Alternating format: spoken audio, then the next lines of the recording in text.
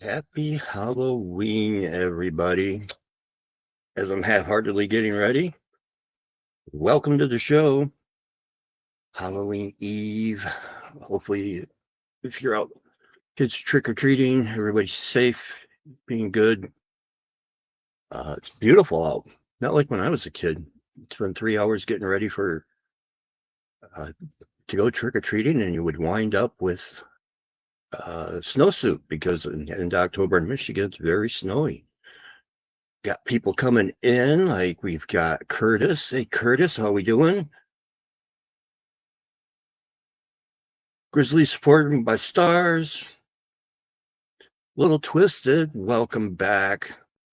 It's been a long time, my friend. Good to see you. Joey, how are ya? Halloween night. How are we going to celebrate it, folks? I thought we would do a couple Bigfoot ones, some of the more aggressive side, if you will. And we'll keep saying hi. Twist, it's good to see you back. Hopefully that means things are improving. Virgil from the UK, welcome. Welcome back from the future, because I think you guys are about 8 hours ahead of us, so if I remember right. So, my Halloween costume. Hey, little old man Logan, right? Imagine what you could do with a Bigfoot with that. Imagine what I could do. Absolutely nothing.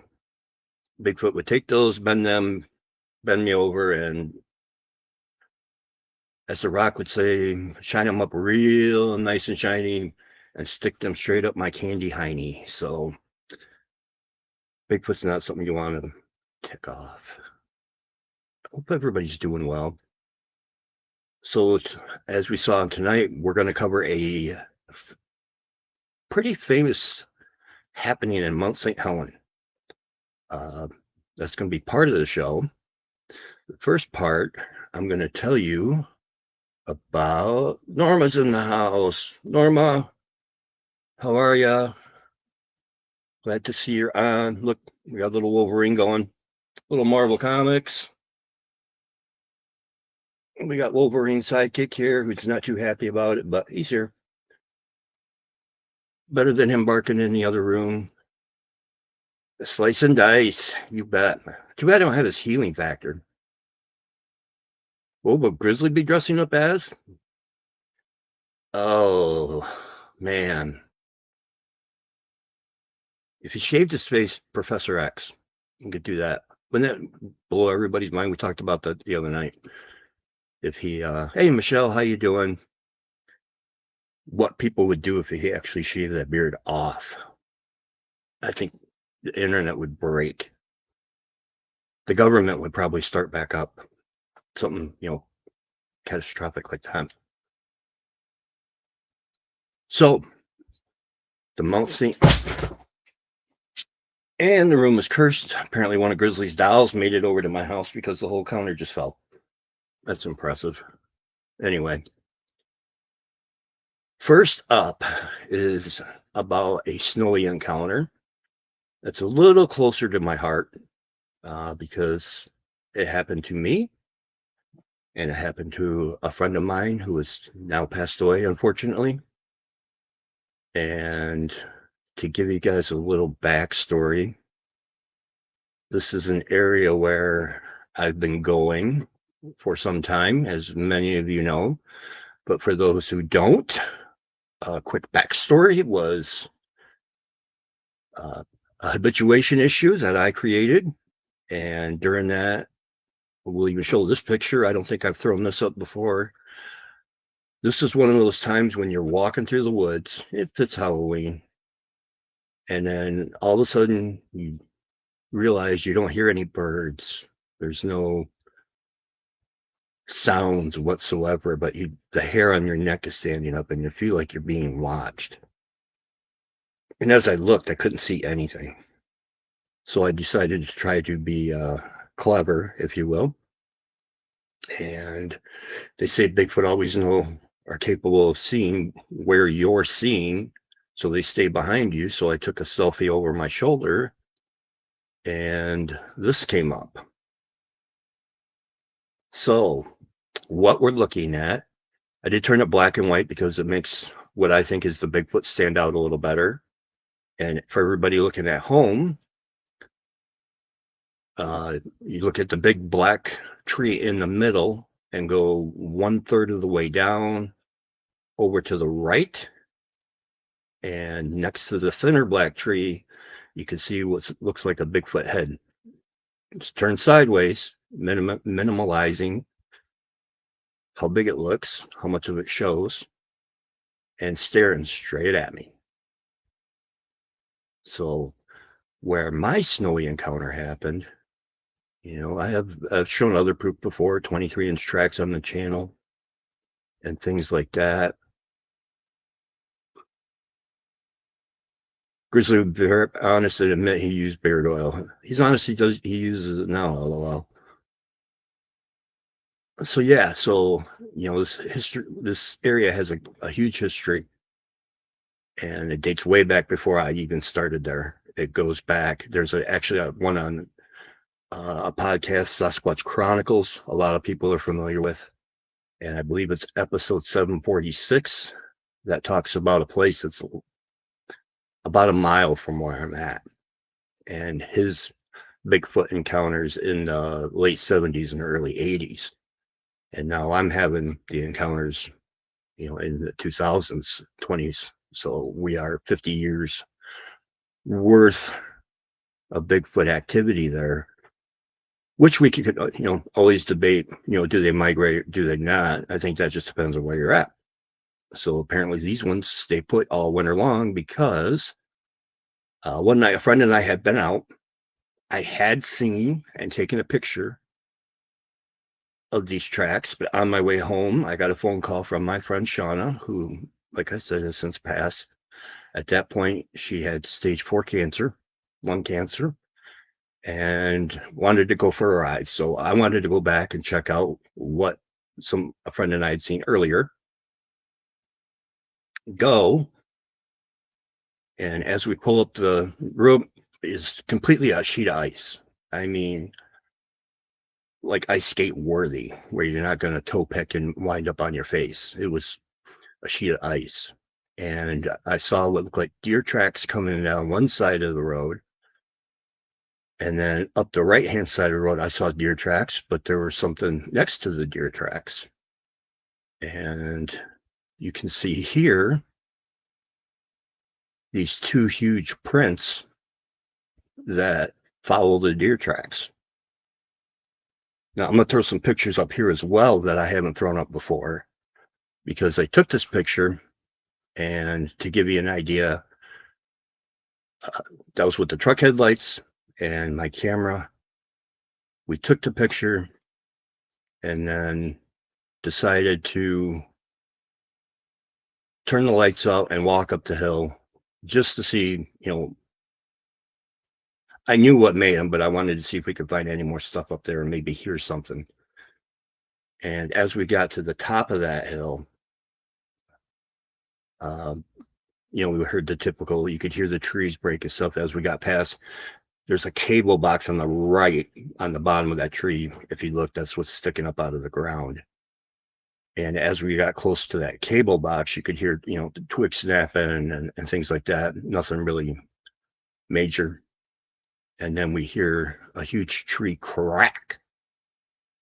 And I'll censor this because obviously at this point we were both freaked out a little bit. And then that way, but she's like, what the frick was that? She's like, turn the light on. So I turned the flashlight on, and just a few feet in front of us was between 7 and 8 feet tall, 3 or 4 inch hair, reddish brown. And as soon as that light hit it, it threw up its left hand over its eyes like this. And I turned around and put my car keys in my friend Shauna's hands. I'm like, go, if I'm not 30 seconds behind you, you get in that truck and you go. Because that was pretty much the closest I'd been outside of a car. I didn't know what was going to happen. We surprised it. We don't know if it's got little Bigfootlings running around. And so we began coming back down that hill, and whatever was behind us was following us. It was making itself known. You could hear the weight of the footsteps even through the snow. You could hear the trees break. And Shauna's not moving fast enough for me, so I'm picking Shauna up and pushing her around, trying to get her down the hill and in the truck. And as I get her in the truck, I slip and fall, and we can still hear footsteps behind us and braking.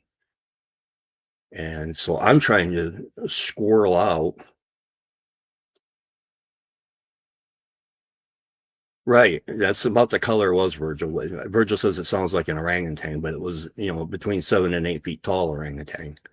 And, looking back, trying to guess, I'm usually pretty close with people's weights. I'd have to say it was 600 plus because it was easily two of me wide.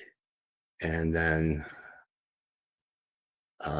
as I'm sliding and scraping my way, I hear my truck start. And luckily I got out of the truck, got out from under the truck in time, because I didn't know if I was going to get squished by my truck or, the crap kicked out of me by Bigfoot. One was going to happen. And, we shoved her over and we left. Now, we went back the next day, and I forgot to upload them. We did find a couple of the tracks still intact. The tracks there are 23 inches. There's no snow kicked in between them. And I have a video of me trying to recreate those footsteps in that spot. And it took me 11 steps to match the two yellow circles. Yes, they're circles. Sorry, folks. Crucify me later for the circles. But it took me 11 steps to get that. And I'm kicking snow the whole way. So, we got escorted out by a Bigfoot. And the picture I took that you're looking at now, a friend of mine said he was going to send it to a friend. And his name is Bob Daigle. If you're in the Bigfoot community a lot, you'll probably know the name. He's a former military satellite analyst who, that was his job, looking at pictures, finding all the little details. And when I found that out, I thought, oh man, I hope there was nothing screwy in the picture, that looks like I'm out of my mind or whacked or, nothing there. Well, Bob Daigle himself messaged me back, and lo and behold, he had two circles there. So he lightened those circles up, and his message was, you have three faces. There's two on the left and one on the right. The two on the left were the more obvious ones, so that's what I put down. Let's see if I can, we'll do this full screen. Maybe that'll help people see a little bit. Now you can see the tracks a little better, and the fact that even with this, you can tell that they're, human type shape Bigfoot tracks. As a matter of fact, I'll put that other picture up full screen so you can see them both that way.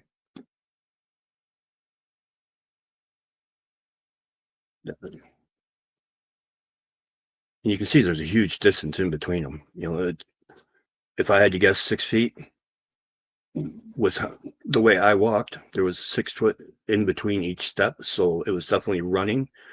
My belief is it was trying to, track down that deer and maybe even downed it, which is why it was still at the top of the hill and why we heard multiple twigs breaking and stuff, is because Shauna and I happened to walk in on Bigfoot's dinner and shined a great big spotlight while they were at the table. So you can see why they were kind of mad. Now, this picture doesn't show very well, but he did lighten it up. You can see some shadows there. But this one does a lot better job And we'll put this full screen as well, where you can see it like a head, shoulders type.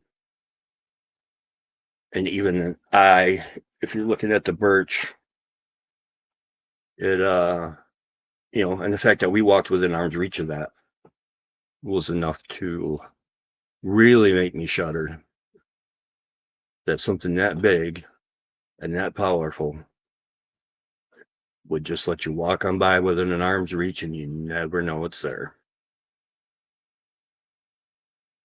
And let's catch up on comments. So that was my most harrowing wintertime adventure. Amy, how you doing?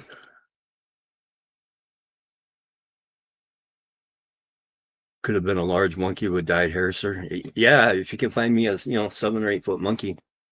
That's what a lot of people say at Chase anyways, imaginary monkeys with 23-inch prints. So the prints that were there were 23 inches too. Hey Michelle, how you doing? Yes, Curtis, thank you. Please hit the like button. It's free. Helps out the channel, and we definitely appreciate it. So yeah, if you look close, kind of like MK Davis says, I can only tell you what's in the picture. And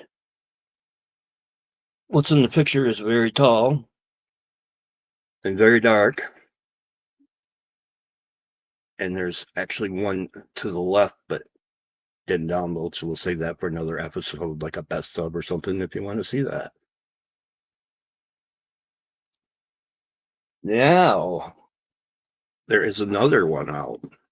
If anybody has questions, ask me anything about that night, or even out there in general that I've done out there, please feel free to ask, because to me, the Bigfoot community is about sharing. I don't think anybody's right or wrong. We've all had our experiences and share it together for a pool of wealth. Now, there's one of my favorite encounters that happened back in Mount St. Helen.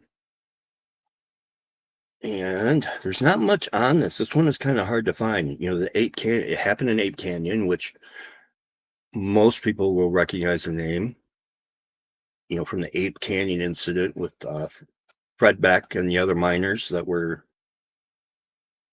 definitely had a encounter that would scare everybody else as well with the rocks. And I'm just trying to make it there are gorillas there, brother. No. In Michigan, the United States, biggest thing we got to naturally the biggest thing we have that's native is a black bear. So no King Kongs in our neck of the woods natively. Now, I do know somebody who has a olive-nosed baboon as a pet. And I'll tell you what, that would make for a good 4-foot Bigfoot. They are intense. Norma, that is exactly on the same road I took you. We drove right by that spot.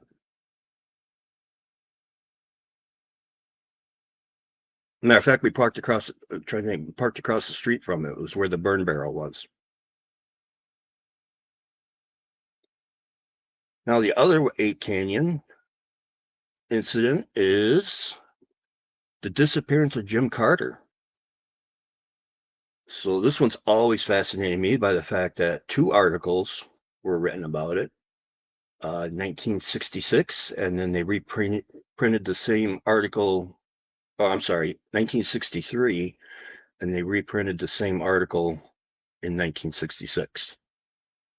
So let's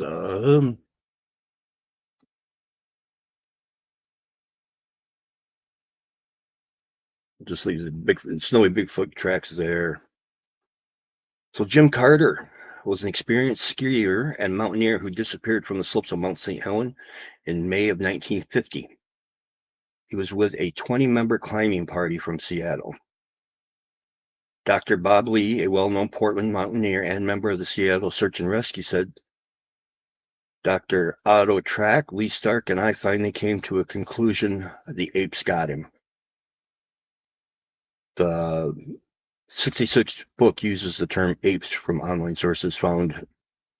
The apes also referred to what they called the mountain devils back then. Lee described the search for Carter as the most eerie experience I've ever had. Every time Lee found himself alone, he felt that he was being watched. I could feel the hair on my neck standing up, Lee said. It was eerie. I was unarmed, except for my ice axe, and believe me, I never let go of that. Carter and his family had climbed Mount St. Helens. On their way back down, Carter skied to a landmark named Dog's Head with the intention of photographing the rest of the group as he skied down to the timberline. Dog's Head was situated at about 8,000 feet altitude and was also destroyed when Mount St. Helens erupted in 1980. Carter was never seen again. His discarded film box was found where he had taken a picture from that point. Lee says that Carter appears to have skied down the mountain in a great panic, taking chances that no skier of his caliber would take, unless there was something terribly wrong or he was being pursued. He jumped over 2 or 3 crevices and evidently was going like the devil. Carter's tracks reached the side of Ape Canyon, but they did not find him at the bottom. So he went over the cliff. The tracks go over the cliff. And they did not find him at the bottom at all. As many as 75 persons spent the next 5 days searching the canyon, but no trace of Carter was ever found. The search was called off after 2 weeks. If Dr. Lee saw large footprints near Carter's ski tracks, then that detail was missing from the articles. And it was about 2 weeks after the search was called off when Otto Lee and Lee Stark finally came to the conclusion that the apes got him. So imagine you're 8,000 feet up. You're just there to take some pictures. And then the guy was apparently skiing for his life. Let's see. And jumping several crevasses. This is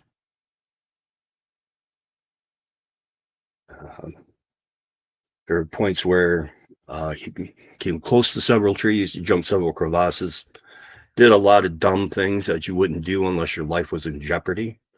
And then the fact that they spent weeks looking for the guy and never found anything, not a ski pole, nothing.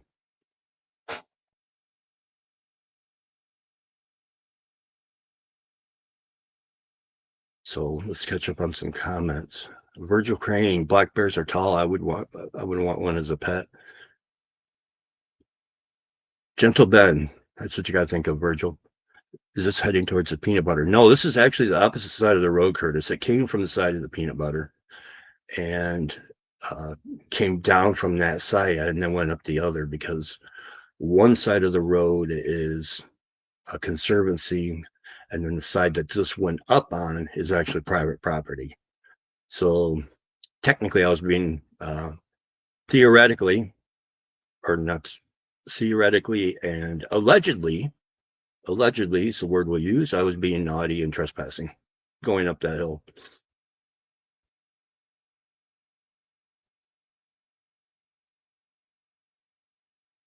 Yeah, speaking of allegedly, Virgil says brown bears are bigger, allegedly. Oh, it's not allegedly.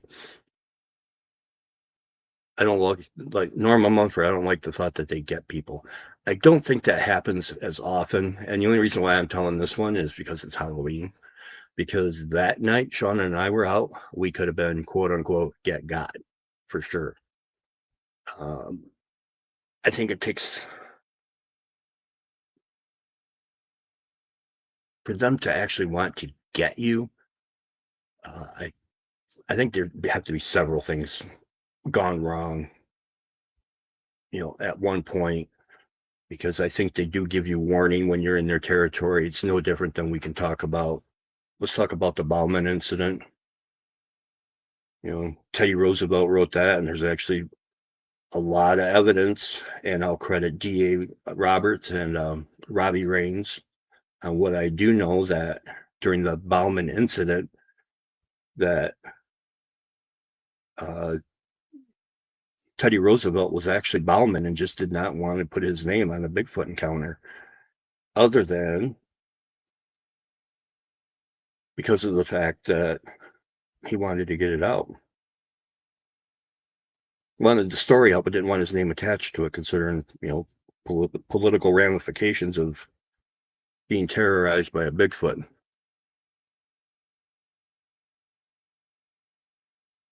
As a slight aside, I had a teddy bear as a kid. He was a cute little fella, passed away now. Poor Teddy, Virgil. So let's find the Bauman incident. I know it was about two trappers in 1892.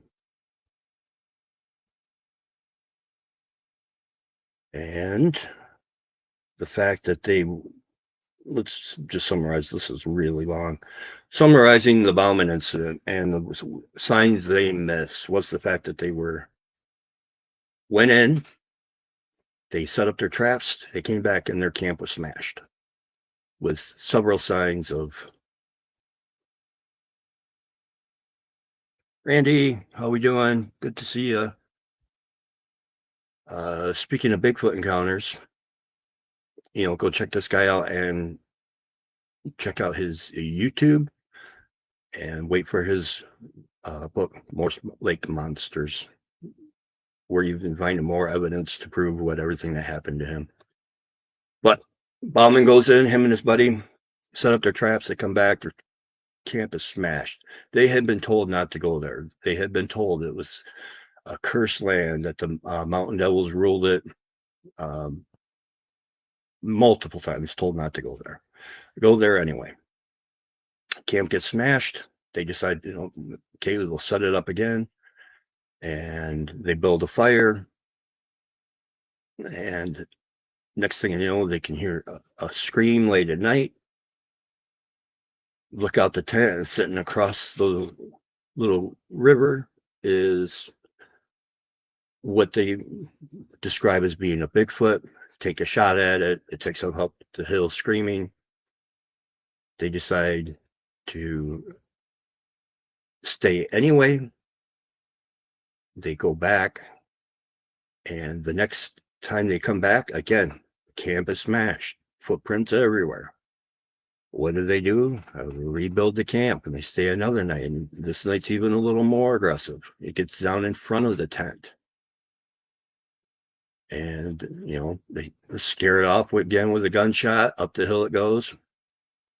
And they said, okay, we're going to cut our losses and we're going to leave. So they're out gathering their traps. Decided they weren't going to split up, but as the day went on, they realized they weren't going to get done in time to get out before dark. So one guy goes to get camp, to pack up camp. Bauman stays out, finds 5 beaver, takes the time skinning them, prepping them for carrying, and then realizes, crap, it's late. I need to go. We're not going to get out of here before dark. And as he gets back to camp, supposedly he finds his friend laying by the fire, big, huge bite mark in the neck.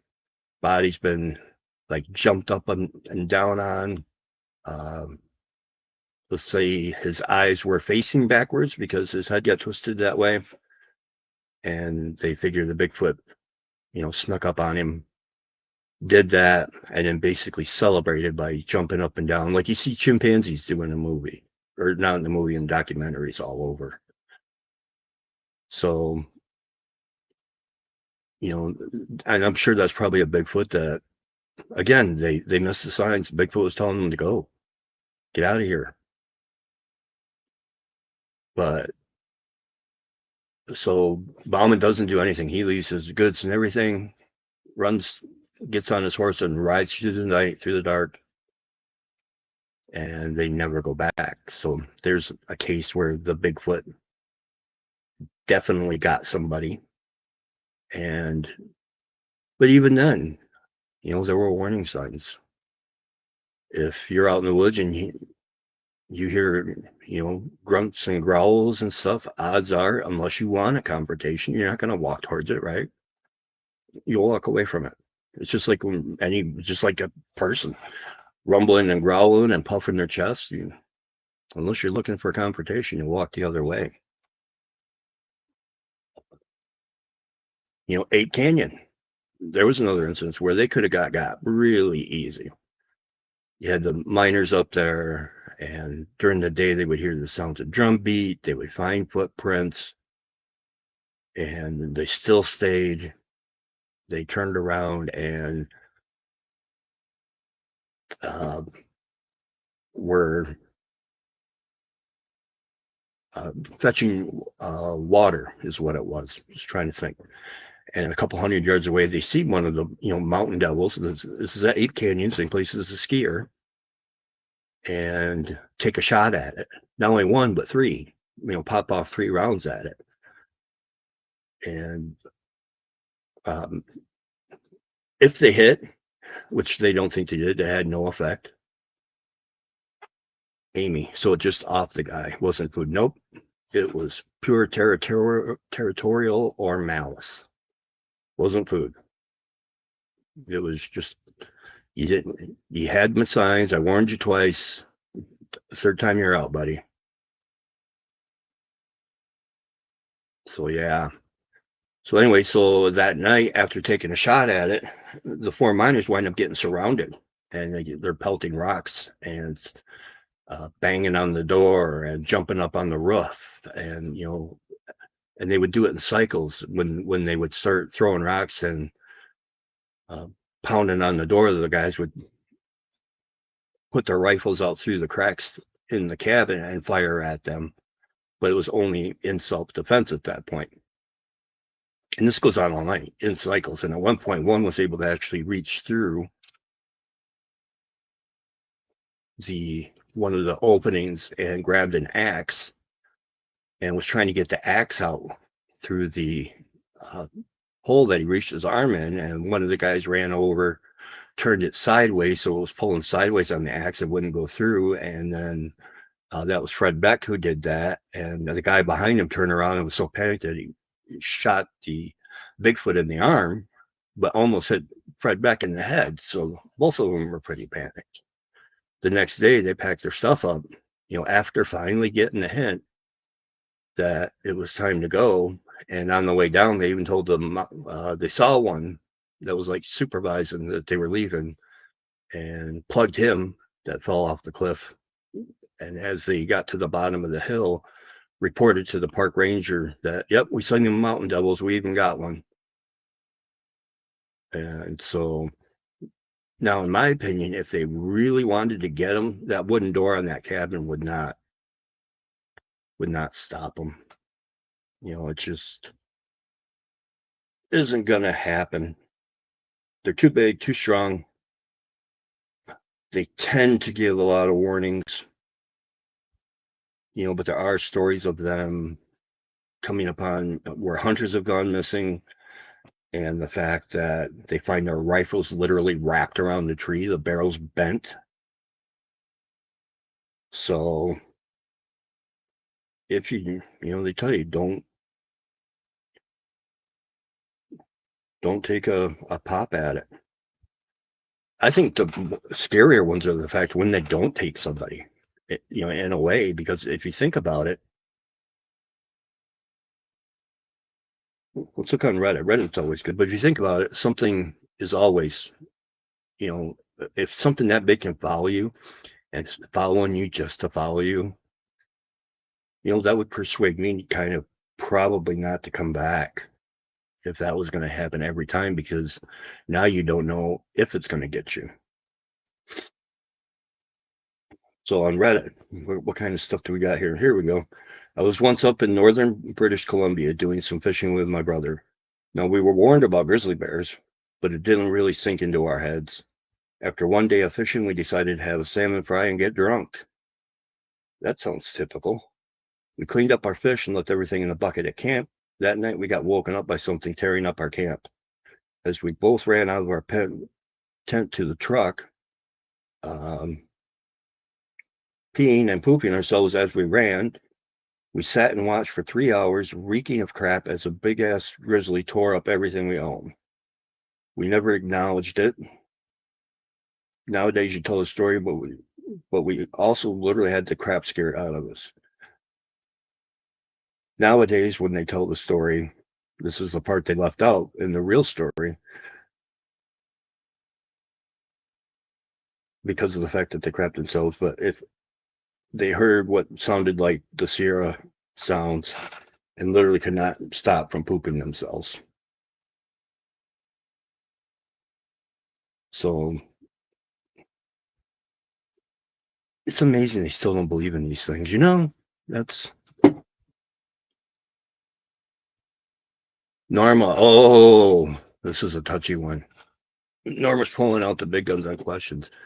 Living in a different realm. I say it's on the table.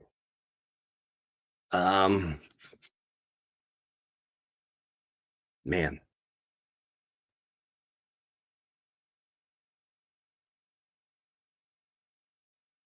I tend to. I'm gonna. Frick it. I'm gonna pipe myself right in the corner. I tend to think more like they might be able to use portals. I don't think they come here just to visit. I think they're able to do more like a.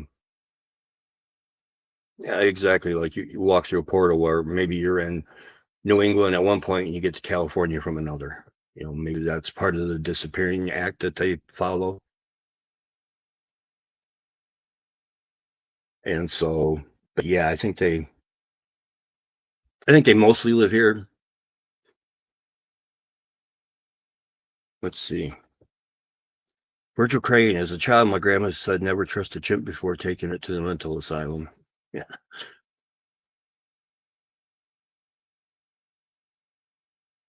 Midwest Bigfoot researchers see that juvenile Sasquatch tried to take that shotgun away from my dad, grabbing it from a hole in the barn like that. Yeah, I'm telling you, folks, it's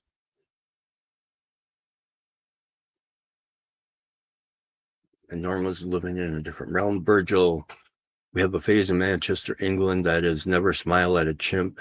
To them, it's a sign of aggression. It is because you're baring your teeth. It's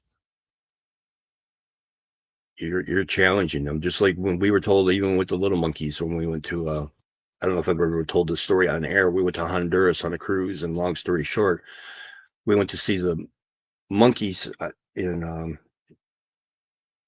Rotan, I think it was. No, it's Honduras.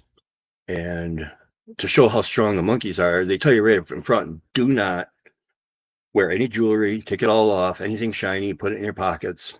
You don't want the monkeys to see it. And whatever you do, don't feed the monkeys.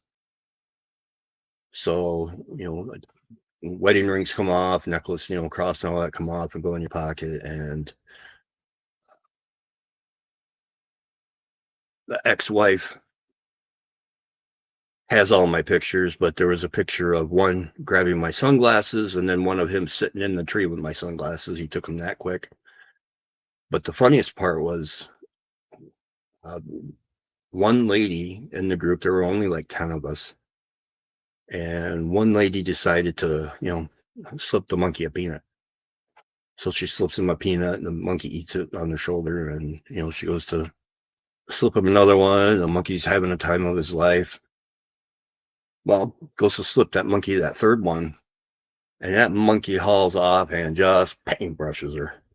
I mean, an audible slap that left, strong enough that left a big old monkey palm print on her face. Loud enough that the guy turned around and looked at her, seen the monkey heading up the tree with a bag of peanuts, and says, I told you, you don't feed the monkeys. So scale that up. Imagine the slap a Bigfoot would put on you.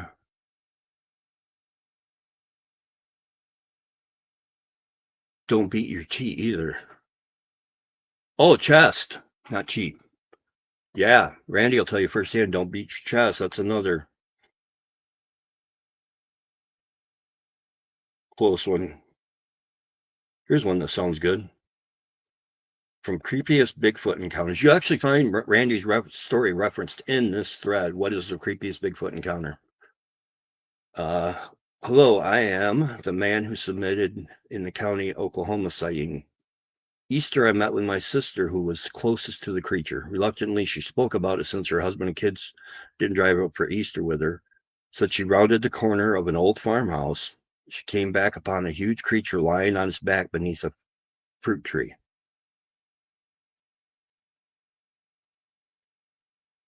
Wow. I should have read this before I started it.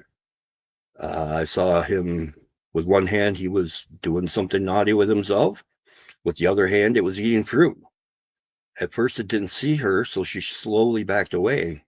She also noticed a shallow depression near to the beast that was filled with feces. Within a minute, the creature got to his feet and confronted her. He used his feet to cover dirt over the feces. He was about 10 feet away from her and began trying to communicate. She thought the language sounded like Chinese. At that moment, Mom walked up behind and pulled her forward the field. She said she could barely move because of fear. She said the face seemed baboon-like because the beast kept stuffing its face full of fruit.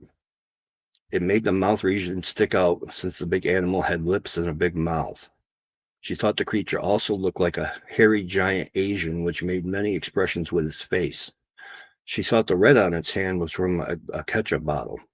The contents from an ice chest were dumped out near the fruit tree, probably belonging to the cotton choppers from California. She said she had the creature tried to communicate and failed. It saw us in the cotton field and walked toward us. She thought the creature kept putting its hands on the genitals to conceal them. It seemed very intelligent and not primitive. She reminded me the beast ran over to the horizon. A couple of Army helicopters flew over the same area very low. They would have had to see the beast when all agreed. In 1993, we left the old farmhouse. Since then, it has become vandalized and ruined. Lots of creepy things happened there, so we moved. Whole flocks of geese and chickens would get their necks broken at night, and we also heard polecats do this. Something would bite big chunks out of our dogs and chickens. We thought it was maybe coyotes. Our fruits and vegetables would be missing overnight from the garden and orchard. You should camp out in the vicinity where we lived. I swear you will see and hear things unbelievable. Our relatives got so upset. My dad, a WW2 veteran, left before my mom and brother did. The place scared the hell out of him. He was a man who generally feared nothing. Finally, the rest of us moved because we got weak from years of sleepless nights. After I blamed the neighbors, however, in 16 years, I never saw them on our place. Oh, hey, Norma, listen to this. We had a local family that reportedly watching a pair of subjects bending over and looking into neighbors' windows. They also explored garbage cans. This happened on multiple occasions.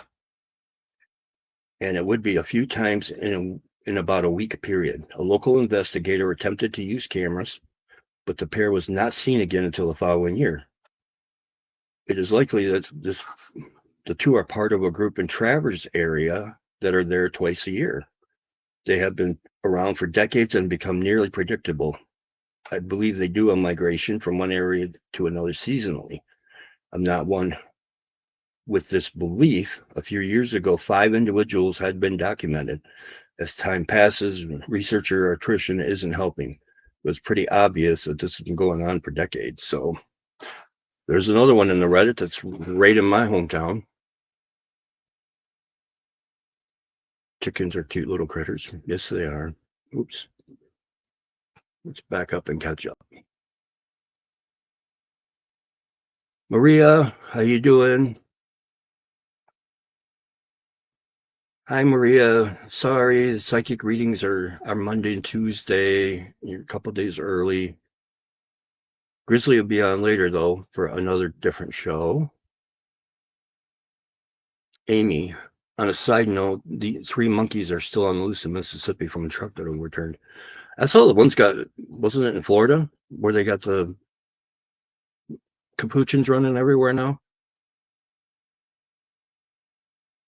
Biomedical research monkeys. Makes you wonder what they've been researched on.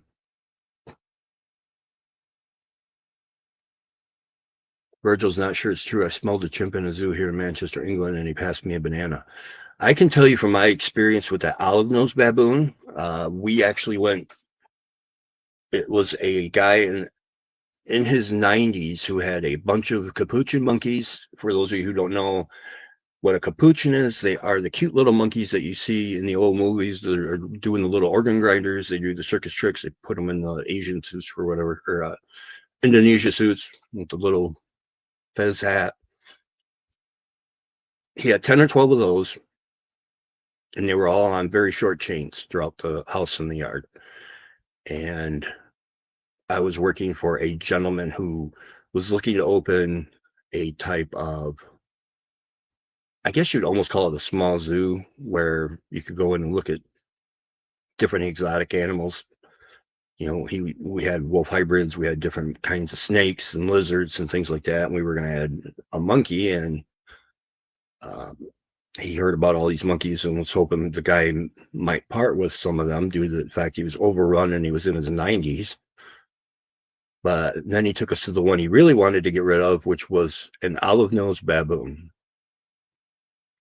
And the olive-nosed baboon was probably 4.5, 5 feet tall, and was in a cage completely boarded up. It only had an eye slit where you could see the eyes and where he could throw food in. And the flooring was wire mesh so that bodily fluids and stuff would fall through so you could just clean your tray. And it was horribly abused. But that baboon was insane. And once I looked in its eyes, bright yellow eyes, I'm telling you what, it still gives me nightmares. And we thought for sure once I locked eyes with it, he began beating on that cage, slamming himself around, and they were in a trailer, and that whole trailer shook. And he's yelling, knock it off, and it had escaped twice, and they had to call in DNR and shoot it with a dart to tranquilize it to get it back. I still can't believe they even let him keep it in the conditions they did. It was horrible. But yeah, holy crap, right, Norma? So on Reddit, you can find stuff that's happened locally. Henry, how you doing? Virgil, my friend who's a zoologist, told me chickens are small ostriches. They're small little peckerheads is what they are. They'll eat anything. Chickens are vicious. There's a reason why there's another name for a rooster, and it's not cook. It's because what they are.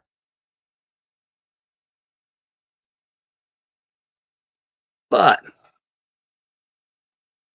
with that note, I just wanted to share a couple, Halloween night, kind of a little scary Bigfoot stuff with you. And like I said, the fact that we walked right by him,